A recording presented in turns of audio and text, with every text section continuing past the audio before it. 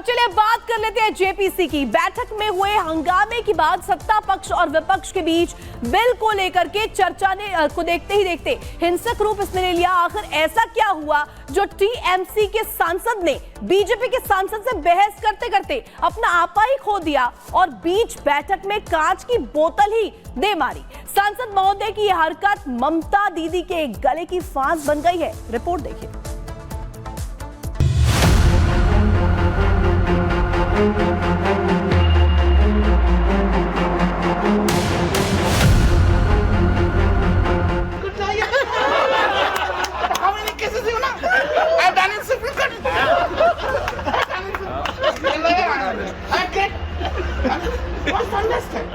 इन जनाब को तो आप जानते ही होंगे, याद नहीं आ रहा तो हम करा देते हैं। ये ममता की पार्टी टीएमसी के सांसद हैं, नाम है कल्याण बनर्जी। मिमिक्री के अलावा ये लड़ाई भी बहुत अच्छी कर लेते हैं। हम तो नहीं जानते थे, पर इन्होंने ही अपने हुनर का परिचय दे दिया, वो भी संसदीय समिति की बैठक में। जब वक्फ बिल को लेकर चर्चा चल रही थी तो जनाब बीजेपी के सांसद से बहस करते हुए इतना गुस्सा हो गए कि कांच की बोतल ही मेज पर फोड़ दी, और वो भी फिल्मी स्टाइल में, जिसके बाद बवाल मच गया और सियासत गरमाने लगी।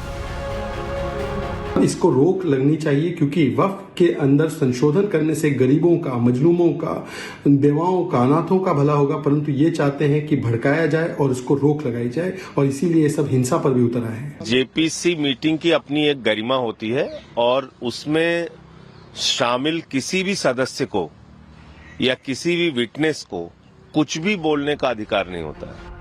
ये मुद्दा सियासी तूल पकड़ता जा रहा है। ममता के सांसद की करतूत से पूरा विपक्ष कटघरे में खड़ा हो गया है, लेकिन कल्याण बनर्जी आखिर इतने आक्रोशित क्यों हो गए कि बोतल ही मेज पर फोड़ दी?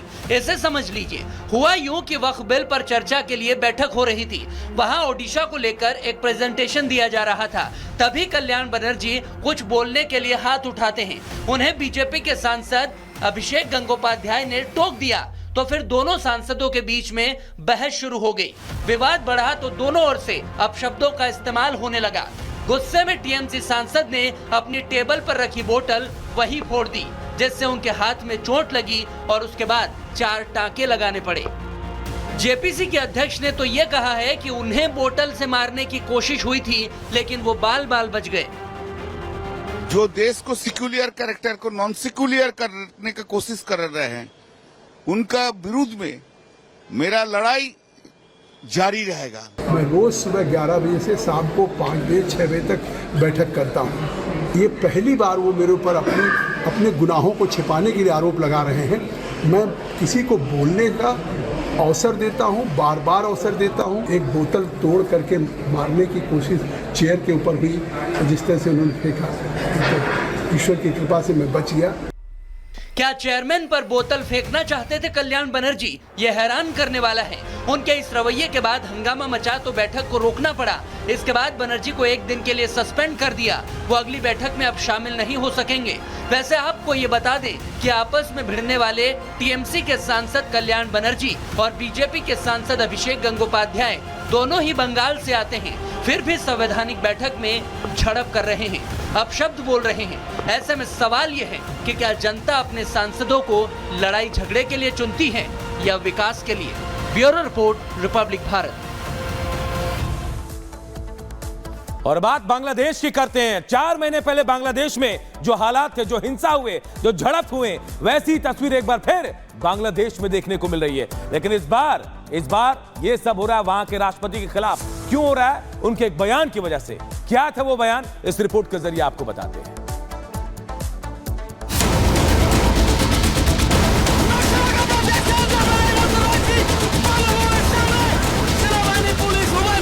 बांग्लादेश में एक बार फिर से तनाव का माहौल है। सड़कों पर सैकड़ों प्रदर्शनकारियों और पुलिस के बीच टकराव है, नारेबाजी और एक बार फिर से उठी इस्तीफे की मांग। और इस बार भी शेख हसीना पर छिड़ा संग्राम है। आज से लगभग 4 महीने पहले जो तस्वीर बांग्लादेश से सामने आई थी, ठीक वैसी ही तस्वीर एक बार फिर देखने को मिल रही है। शेख हसीना के खिलाफ छात्रों ने प्रदर्शन शुरू किया। आगजनी, तोड़फोड़ और नारेबाजी की इंतहा इतनी पार कर दी कि शेख हसीना को पीएम पद से इस्तीफा देकर 5 अगस्त को देश छोड़कर भागना पड़ा। अब एक बार फिर से शेख हसीना की सरकार के खिलाफ विरोध प्रदर्शन का नेतृत्व करने वाले एक प्रमुख छात्र संगठन के निशाने पर वहां के राष्ट्रपति मोहम्मद शहाबुद्दीन आ गए हैं। छात्र संगठन ने मंगलवार को ढाका में प्रदर्शन किया और पद से हटाई गई प्रधानमंत्री शेख हसीना के इस्तीफे पर उनकी टिप्पणी को लेकर शहाबुद्दीन से इस्तीफा देने की मांग कर डाली। प्रदर्शनकारियों ने मंगलवार देर रात राष्ट्रपति भवन पर धावा बोलने की कोशिश की। इस दौरान पुलिस के प्रदर्शनकारियों के साथ झड़प हुई। पुलिस ने प्रदर्शनकारियों को बंग भवन में प्रवेश करने से रोकने के लिए साउंड ग्रेनेड का इस्तेमाल किया। उपद्रवियों को तितर बितर करने के लिए पुलिस ने गोलियां भी चलाई, जिसमें कई छात्र घायल हो गए। आखिर शहाबुद्दीन ने क्या बयान दिया वो भी जान लीजिए। पिछले हफ्ते मीडिया को दिए गए इंटरव्यू में बांग्लादेशी राष्ट्रपति शहाबुद्दीन ने कहा था कि उनके पास पूर्व प्रधानमंत्री शेख हसीना के इस्तीफे का कोई दस्तावेजी सबूत नहीं है। उन्होंने कहा है कि हसीना ने इस्तीफा दे दिया है। कई प्रयासों के बावजूद वो कोई दस्तावेज ढूंढने में असफल रहे। राष्ट्रपति ने कहा कि शायद उनके पास समय नहीं था। अब ऐसे में सवाल उठ रहे हैं कि क्या शेख हसीना संवैधानिक रूप से अभी भी बांग्लादेश की पीएम है? अगर हाँ, तो फिर आगे क्या होगा? Bureau report, Republic Bharat.